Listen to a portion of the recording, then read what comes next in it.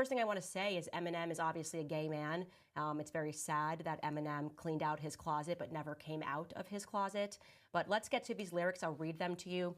He writes or says or raps, and Candace O, I ain't mad at her. I ain't gonna throw the fact bitch forgot she was black at her. Oh, laugh at her like them crackers she's backing after her back is turned in a cute MAGA hat with her brand new White Lives Matter shirt. Haha, nope. Or say this MAGA dirtbag in a skirt just opened the biggest can of worms on the whole planet Earth. Call her Grand Wizard, yeah, Clandis, haha, or Grand Dragon, or like the national anthem, I won't stand for the tramp. Why? But I can diss her, because my plans are to get in her pants, and I'll blow my chance if I answer back to her. Oh, but I can't diss her because his plans are to get in my pants. Ew, you disgust me. Okay, a lot going on here. I think first and foremost, I just would like to again remind people that he is in fact a struggling internally gay man. And so there's a lot happening with Eminem, and we should pray for him. On the second point, the way that we know that is because he's actually recycling things that black women have said about me on the internet. Like he's pretending this is original, calling me Clandis. It's not. This is like he's just recycling the black women that don't like me on the internet, have a lot of names for me, one of them being Candy O. So he's like watched what they're saying, and I guess someone who was listening to him in the booth was like, yeah, this is a good one. Yeah, drop the beat. They're really going to like that. By the way, there's a second song he also dropped. This one's called Bad One. And the lyrics are this about me. Yeah, this whole subgenre with all these corny white rappers, I'm not a fan of it. It ain't my fault, but like sock puppets, I had a hand in it. This $1,000 in my hand is just like what Candace did when she turned her back on her own race. Because I have abandoned it. Oh my, so cool. That's a tough one. That's so tough. The black community is going to be going crazy. Not. I don't think that's going to happen at all. Actually, I'm doing this because I want to help him go viral because this is sad. This is very sad. I want you to feel sad for Eminem because this is just not the way for someone's career to go down the drain. And I want us all to do our part to help make Eminem relevant again at the very least, and he can be relevant just by me speaking about him. He understands that. By the way, I did TMZ earlier, and they were asking me like, you know, in part though, aren't you honored that someone who's recognized as the greatest white rapper of all time is dedicating all of this time to you? And I said no, because it would have meant something if he was at his prime. As an example, Dave Chappelle, he made a really, honestly, it was kind of a hideous joke about me. I didn't think the joke itself was funny, but I did appreciate the fact that Dave Chappelle, who is the most famous comedian in the entire world at the peak of his career, was mentioning me on stage. Like when he was very sad about George Floyd and he did this whole skit and he said some awful things about me, I did have that moment where I went, wow, Dave Chappelle knows who I am. This is not that with Eminem. He is not at the peak of his career. He's at the end of it. His career should have ended like 15 years ago, and he keeps going.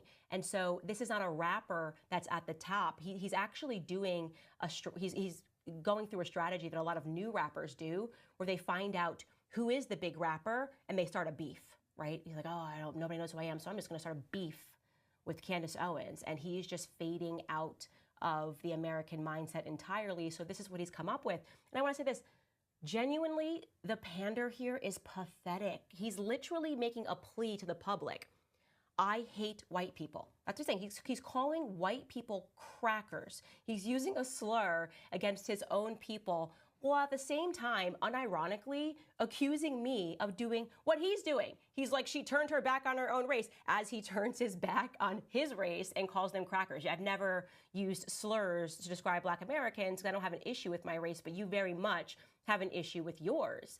And the other thing is, like, he doesn't even know what his audience is. Again, this feels very maybe could have done something in 2016 when the whole world was, you know, so anti-Trump and it was the George Floyd moment. He doesn't even understand what's happening. I mean, that conversation has broken in the Black community. That's why Trump's numbers are up. beyond that, I've been on The Breakfast Club, I've done Joe Budden. Like, Black Americans are following this podcast. They actually like me. I went viral on a few of those channels, on Instagram channels the other day because of my conversation with Don Lemon. They're starting to hear what I have been saying, because back in 2016, when I was saying Black Lives Matter was a fraudulent organization, people were not ready to listen to that.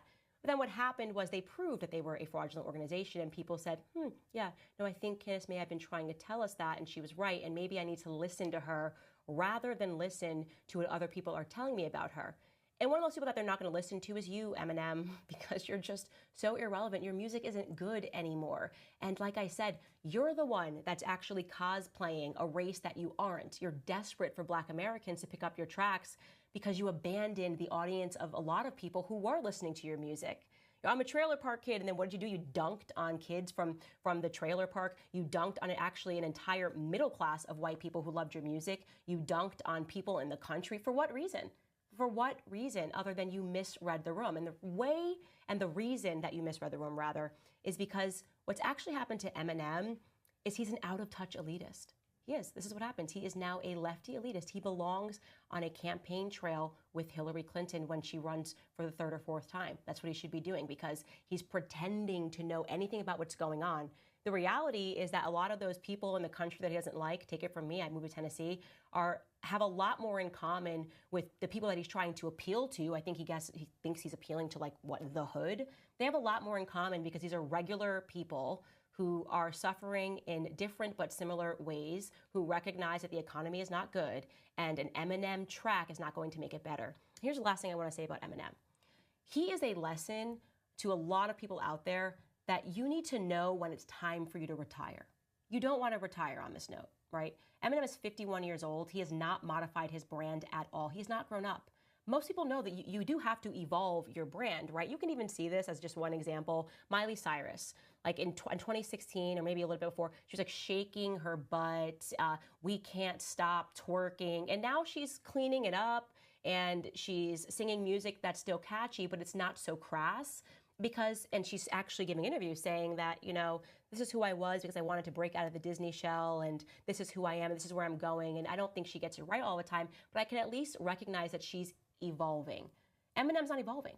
He still thinks that he's a 13-year-old boy who is rapping in his room, and that somehow people are going to find that appealing, when in reality, he's 51 years old. His daughter, or maybe he's older than 51, his daughter has just gotten married, which means that Eminem should be behaving more like a potential grandparent.